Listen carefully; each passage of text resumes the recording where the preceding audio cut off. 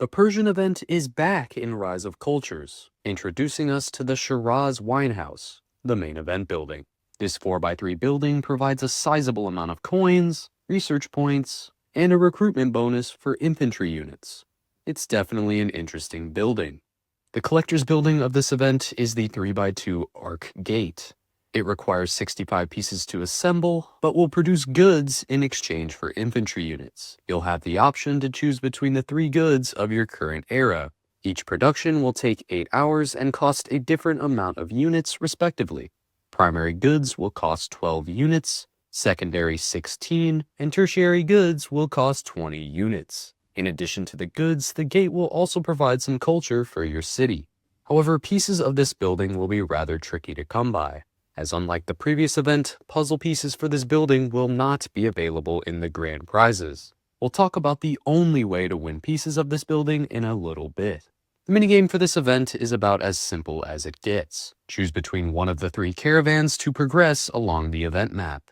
Every time you click a caravan, you'll receive a reward and some progress towards the grand prizes. Additionally, you can choose to multiply a caravan by 5, which will quintuple both the rewards and progress you get from that caravan. The general rule for clicking caravans is as follows. If you want the most amount of daily specials, it's generally better to click the 2 progress caravans, as these give the best daily special per currency. However, if it's progress you want, then it's actually best to go for the 3 progress caravans. These have the best progress per currency. There's not much reason for clicking the 1 progress caravans other than to cheaply reset the rewards of each caravan. But we'll talk more about this when we get into this event's strategies. Here you can see the full list of each caravan as well as the cost of each, the progress they give, and the respective daily special and progress per currency of each. I've also highlighted in green my recommendations for the best caravans based on the one that give the highest daily special and progress per currency. In red are the least efficient caravans that I recommend avoiding when possible. You'll also notice that the 1 progress caravans have a similar progress per currency to that of the 3 progress caravans. However, due to the daily special per currency being significantly worse, I recommend avoiding the 1 progress caravans when possible. I'll link the spreadsheet down below in case you want to have it handy while you play the minigame. Getting right into strategies, there's several viable options for this event, but a lot of it will depend on whether you want more daily specials or grand prize progress. I'll go over 4 solid strategies. 1 for maximizing daily specials, 1 for progress, 1 that gives an even balance of both, and 1 for maximizing rewards from the caravans. The general rule, however, is to save all your currency for 1 to 2 daily specials you really want, and spend all your currency trying to get those dailies. If you only care about daily specials, prioritize the 2 progress caravans, but avoid the 981, as it's significantly less efficient than the others. Only quintuple the 940 caravan as it's the most efficient. Be aware, however, that this strategy sacrifices a lot of grand prize progress, and is only for players who care about getting the most amount of daily specials possible. If it's progress you want, you'll want to focus on the 3 progress caravans, but avoid the 1310 one.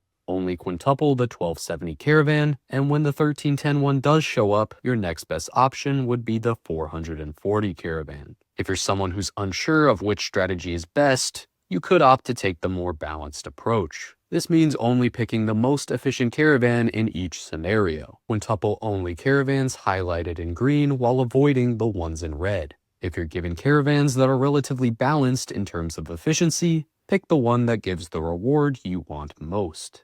Whatever approach you decide to take, be aware that you always end up sacrificing something in return. If you prioritize daily specials, you lose out on some grand prize progress. Consequently, if you go for progress, you sacrifice some daily specials you could otherwise get. If you take the balanced approach, you get slightly less of both than if you'd otherwise just chosen to focus on one or the other. Just keep in mind that none of these strategies take into account the specific rewards you get from each caravan. If you care about this, then it's better to spam the cheapest caravan until you get the one containing the reward you specifically want. Then quintuple that caravan.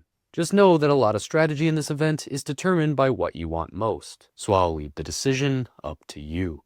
Before deciding, you may want to know what the actual daily specials are. Similar to the previous event, the Free City expansion will return as a daily special in this event. Be aware, however, that you can only win it once, in which the daily changes to puzzle pieces for the Arc Gate.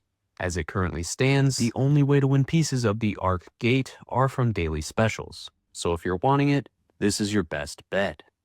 In addition to this, evolution tokens for both the Persian Palace and Mosaic Bath will appear as daily specials, and I myself am going to be picking up a lot of those Mosaic Bath ones. If nothing else, many useful items will be up for grabs, whether that be complete barrack refills, age-up kits, and gears. Unfortunately, the event is still running on beta, as per the recording of this video, so we don't yet have the full list of daily specials. Nonetheless, be sure to check the wiki frequently to be alerted of what the next day's daily will be. It will be linked down below. Whatever rewards you want, you'll have to complete the quest line in order to get them. Overall, it was very similar in difficulty to the previous event, with the quests getting progressively more difficult further into the event. You'll want to prepare in advance for these. Once you get caught up with the quests, check the wiki in advance to plan for the upcoming ones. For example, if you see a quest asking you to collect long productions, start some the night before so you can easily complete it and move on to the next. Completing the quest line rewards you with a large sum of ewers, which will be imperative for succeeding in this event. You'll also win 5 Shiraz Winehouse Evolution tokens, 160 gears, and 3 new portraits. In addition to winning ewers from the quests, make sure to log in daily and claim your daily bonus, as well as checking your city for incidents offering additional ewers.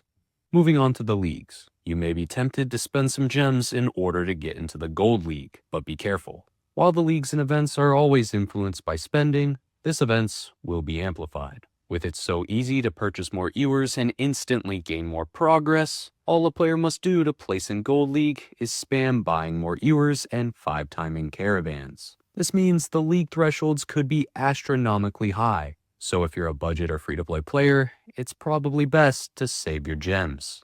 Regardless of spending, this should be a pretty low-stress event. If you have any questions or want to discuss the game at large, feel free to leave a comment. As always, the Questline and Caravan spreadsheet will be linked in the description, so don't forget to check those out. That'll be all for today, and as always, I'll see you all next time.